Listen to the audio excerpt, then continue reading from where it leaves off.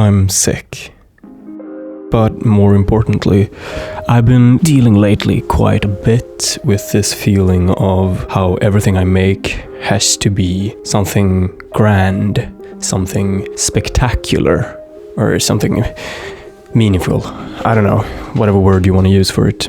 But I've been dealing with that quite a bit over the last few years, I suppose, and I've learned how not everything in life has the potential to be this massive thing, this grand experience. Because over the last few years, when I've tried very hard to have everything I create be this massive thing, I've realized the only thing that happens when you do is that you inevitably run out of steam. You run out of everything that you need to keep going. So that's been my life. For the last few years, I've been up and down, constantly trying to get back up and working so hard to make everything matter. And then, of course, eventually always coming crashing down because I'm working myself too hard and focusing too much on building something great. But something more important right now, I've realized, is not just the effort it takes to create this grand thing. It's also how I'm omitting one large factor in my life, and that is that I just like to make for the sake of making. The greatest example I can come up with here is I just like building things. Like, I've been sick now for over a week, but 2 days ago I built that chair and that floor desk, like removing my sit-stand desk, putting that up in the attic. The point I'm trying to make here is that I very much like working in physical space. In my writing, in my video essays, in my books and everything, I focus a lot on philosophy and the experience of the metaphysical aspects of our reality. But one thing I noticed that I always omit then is the material existence that I also have and also very much enjoy to have. So what do I do then? I basically omit half of existence and then imagine that the metaphysical side, the philosophical existentialism and everything like that, I imagine those being true, more true, being the genuine existence, and then forgetting that the material existence is also a big part of everything. All of what I'm talking about is mainly focused on what I produce, what I create, what I make. Like, I've separated my creative work from my physical work. Like, creative work has become this metaphysically charged, intangible thing, and my physical work, being mainly climbing or building things, has been relegated only to me as my own thing. And that has created such an imbalance in myself, where it's why one is work and the other is just play, and that's not the case. Both of them can be work or play. Both of them can be enjoyable. Like, I've stopped reading in the same way that I used to do. Now I read for work, and I realized that then I'm not as interested in just reading for the sake and love of the written word. I realized that that doesn't really work for me, because I need to be able to read for myself as well, sort of as a form of play, where I'm just engaging with this fantastical writing and then being able to use that in my own life and not just in my work.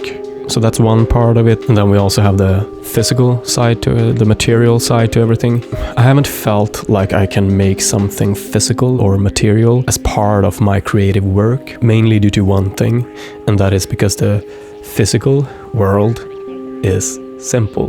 The grandness or the core of a philosophical or metaphysical idea might be so complex that you have to write like a thick book to describe something that could be explained in one sentence, but you won't really grasp it in that one sentence. So compared to that, perhaps the grandness, the core of the material world is just the thing itself. Perhaps it doesn't need to be more complicated, because it's just whatever it is. It's just here. So what I realized by thinking like that was that if I want to do the material world justice, if I want to incorporate my physically creative output in what I do, then I can't try to intellectualize everything. I have to basically just do it. Because if I was looking to have a similar sort of process that I do with my philosophical literature or whatever, what would happen is that I would take weeks and weeks trying to build this perfect thing, only to realize that during the process I'd have lost sight of the actual thing itself. Trying to simplify what I mean here, I guess, is that things are just here. And if I want to be here, I should just show that I am here. Does it make sense? There's two other reasons why I've been a bit hesitant to incorporate the material existence into my creative output. And that is, one, because I feel like there's enough people already who do that, especially on the internet. We're showing each other things. We're showing each other how we can use things. We're just spending more and more time on things and disappearing into the material world and then leaving the metaphysical world completely. And I don't want to contribute to that, which leads me into my next point.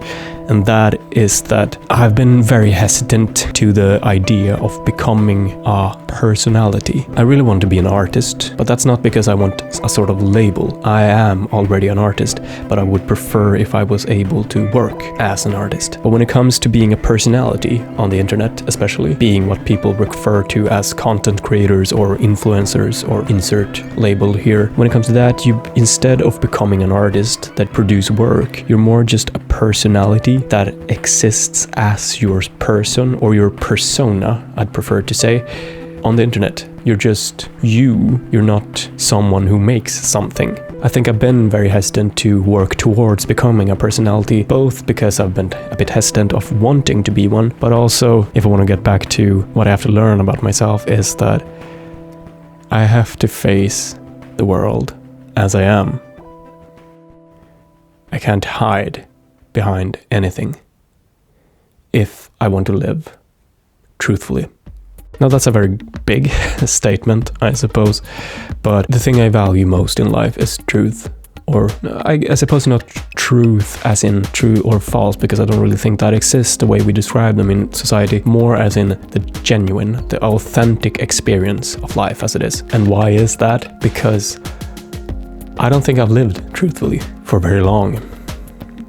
And it's just been these last few months that I've realized how untruthfully I've lived. I'm not going to go into detail about why, really, right now, because it's more personal, but I realized how I'm living as the version of myself that I think I should be, rather than be the version of me that I am. My subconscious has steered me towards wanting authenticity, because it's constantly felt like it rarely gets to be authentic. Like, I'm true to myself, more or less, of course, when I'm by myself and when I'm with my partner. But when I go about my everyday life, I pretty much always hold a facade up. Pretty much always have a face on that I'm trying to uphold. I'll always make sure that I look the way I should. And that's exhausting.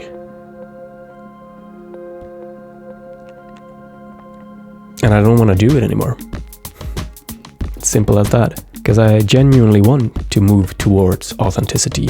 But that's got to start with me. That's got to start here. That's got to start with me being my authentic self. So that's how we come back to my creative output. How could I ever be more authentic with myself than if what I do encompasses all of me? To me, that sounds like the best option ever.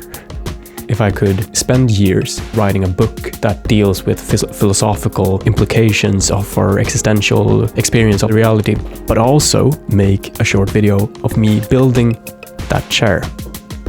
Those two don't have to be mutually exclusive, because they're both part of me.